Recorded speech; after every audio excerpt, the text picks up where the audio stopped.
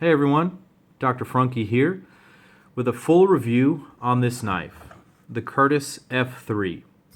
I want to start calling this segment Final Diagnosis on my channel to kind of bring in the doctor element of things. And you might notice some other changes throughout my videos where I'm trying to bring that in. I just want to have something of a unique channel where I can offer something different, something that people will understand that'll be kind of uniform throughout my videos. So about this knife, we've got the Curtis F3. If you'll recall, if you follow my channel, I had a video a little while ago about 4 amazing high-end blades that I had gotten to borrow from some of my friends. And I thought that this knife in particular deserved a video of its own. And why is that? Well, this is the only one of those 4 that is a full custom knife. This is the first true custom that I've had on the channel, and I think the first true custom that I've really ever held or gotten to experience on an EDC basis. So this thing is really awesome.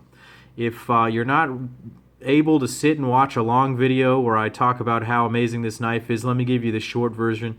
This knife is so cool, and Dave Curtis such a good guy that I fully intend to buy one of these knives from him in the very near future. So, a quick overview of the knife. We've got a 3.25 inch blade, we've got a 7.25 inch overall length, and we've got a weight of 6 ounces.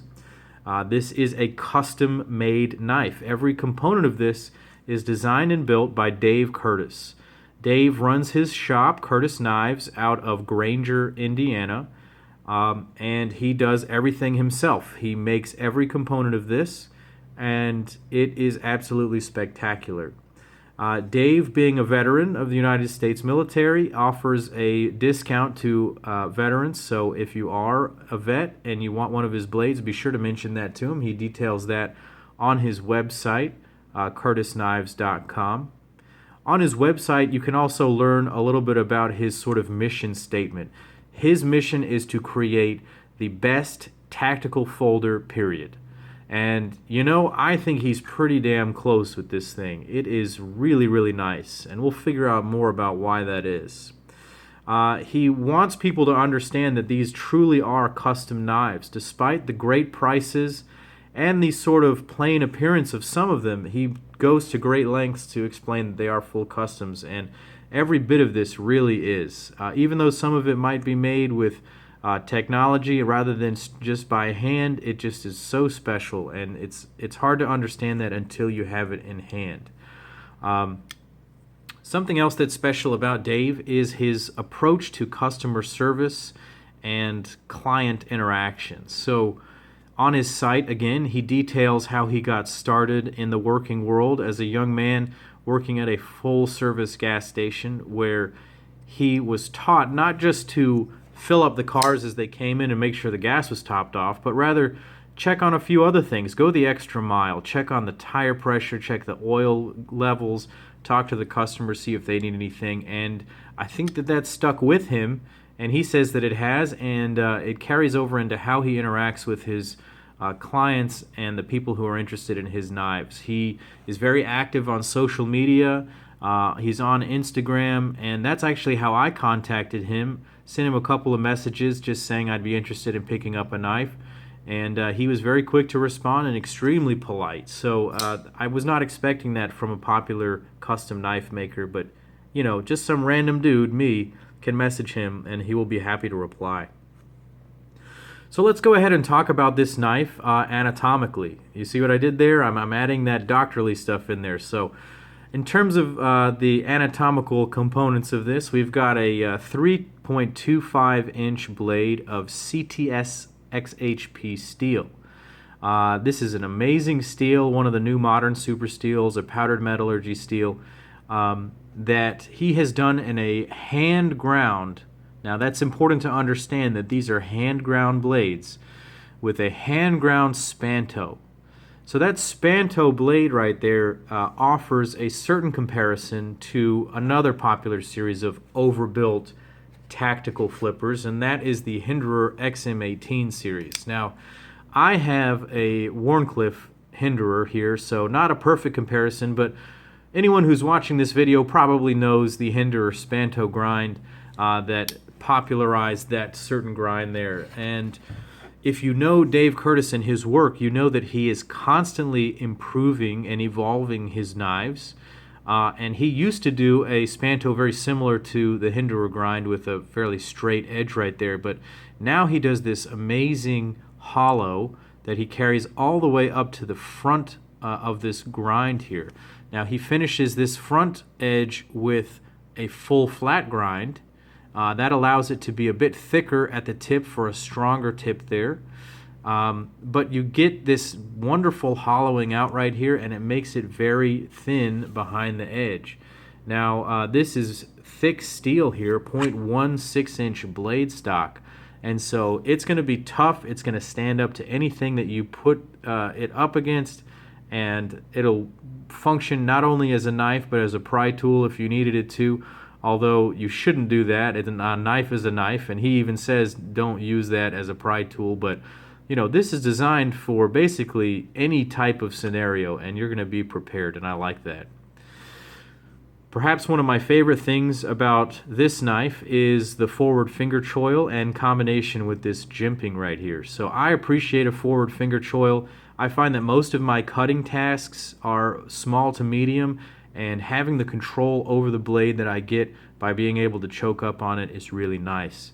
It does accommodate my full-size man's finger, and the jimping up here is just spectacular. It is deeply cut into the blade there, and it provides really, really positive traction without causing any pain. A lot of times when people have sharp jimping, it does catch the finger and it functions well, but it hurts. This reminds me of like a bed of nails where the spikes are so close together, all you feel is pressure and not pain, and it's spectacular.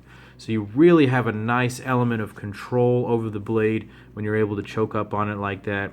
In my full-size hands, I'm able to grab this thing in the hammer grip with all four fingers, but having that little bit of extra handle there allows me to feel like it's a lot more confident grip. So I really like that. Moving back, we're going to talk about the pivot here. This is a very unique pivot, one that he has designed himself. It's called the Spot Pivot, or SPOT pivot. That stands for Stop Pin Over Travel. So within this unique titanium housing, you have a very large pivot. The pivot is the diameter of this inner circle here. You have a set of caged bearings.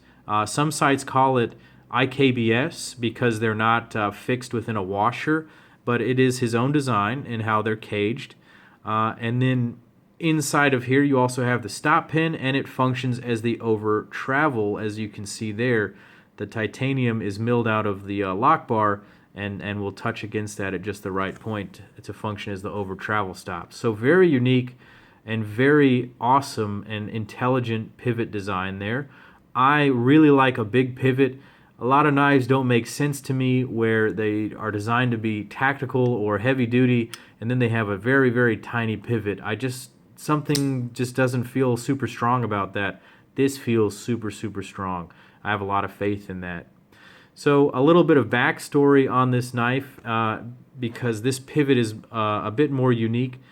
This knife was ordered by my good friend Arpo Dio. I've mentioned him on the channel quite a few times.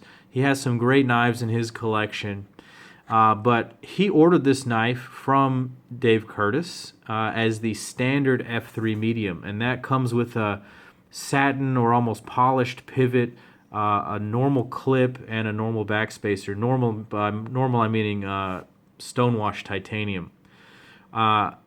My buddy Arpo Dio is a vet, and so when he realized that Mr. Curtis offers special pricing for them, he sent a quick email and said, "Oh my gosh, I didn't apply my military discount." And Mr. Curtis said, "No problem, I'll reduce the price right away." And my buddy said, "Why don't you just keep that extra money and put something blue on the knife?" And as you can see, he did that, but he also did something special with the pivot. So this is a titanium outer casing here, and this has been treated with flame anodization. So it's really, really cool looking. It gives it that darker finish and really makes it look a lot more like a user knife. And I really like that contrast that it gives. And And it was really nice of him to go ahead and do that. My friend really only asked for something blue, and he went above and beyond. I'm just saying, that's the kind of guy that Mr. Curtis is. He's just, he goes that little extra mile for his customers, and I think we all definitely appreciate that about him. So moving back to the handles here, we have two thick slabs, 0.16 inches apiece of 6AL 4V titanium, done in a very nice bead blast and then stonewashed finish. So definitely going to hide wear really nicely on this particular model. This one is definitely designed for use. It's an open body construction with a nice backspacer. He's got more of that geared jimping going on here that's not painful and provides excellent traction against the hand. That backspacer comes all the way around with that jimping, and it's really cool looking, and it provides a very sturdy construction, but also one that's easy to clean. A full length backspacer makes it a little bit harder to clean, but this one is small enough that you can easily get your cloth in there and wipe it out, which it looks like I need to. There is some dust in there right now. So this side is totally flat, but if you want, he will customize this in almost any conceivable way. If you follow his work, you know he does amazing anodization work, he does great milling work, and everything costs a little bit extra if you want that kind of work done to it, but it is really awesome. He's got some Punisher skulls up right now, he's got some Cryptek finishes. I've seen other ones where he does green anodized and then stonewash and then bronze anodized. It's just amazing what he can do. So definitely go check him out on his website and on Instagram for sure to see some of his old work there. On this side, we've got a titanium lock bar here with a steel insert. Interestingly, he uses D2 steel in his lock bar insert here. The D2 being chemically very similar to CTS XHP, CTS XHP, means that you know that the D2 and that steel are going to wear similarly against each other, and the lock bar is not going to wear out quickly because these are both hardened, high-quality powdered metallurgy steels. It's not just some random Chinese stainless steel that he bought on the cheap. That is a high-quality insert. So every single bit of this knife is really, processed and thought about and developed and evolved, and I like that. The pocket clip is a very reminiscent of the Hinderer style pocket clip. So I'm going to bring my XM18 back out because they both have blue anodized sort of Hinderer style pocket clips. I see why so many people draw these comparisons, but that is not a bad thing. I think that this wide spoon lip allows the easy in and out of the pocket. It projects off the frame a good amount, so it allows you to put this into any kind of pant. It does not provide any hot spot with that raised area right there. It actually fits nicely right into the palm of the hand. It even provides a little grip, extra grip. It's got this Crosshairs logo on here and this little empty spot, so you could pull it from there, or you could pull it on the screws, which is something I enjoy about the Hinderer knives, because this goes into the pocket up to here and you can bring it out with these two screws.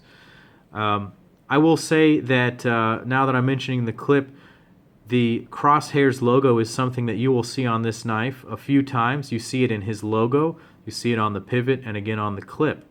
That is a unique logo for Mr. Curtis because he is an avid shooter, and he wanted to bring that into his design elements, and you can see that there. If there was one thing that I would say that is a small negative to me on this knife, it might be the pocket clip. I really like the functionality of it, but I think I might ask him if there's another type of clip that he has if and when I'm able to buy mine. But I don't count that as a negative against the knife because it's actually functionally a spectacular clip. I love the way that it's anodized in that dark finish. You can tell this has been carried already. It's got some snail trails in it. I've been carrying this for a few days thanks to my generous friend. And it's a spectacular knife.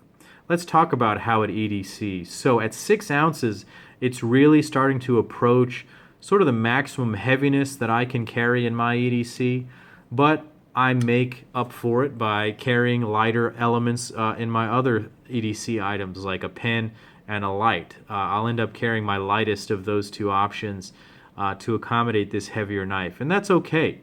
I also know that Mr. Curtis does great work with carbon fiber, and if you follow his Instagram, he recently got a shipment in.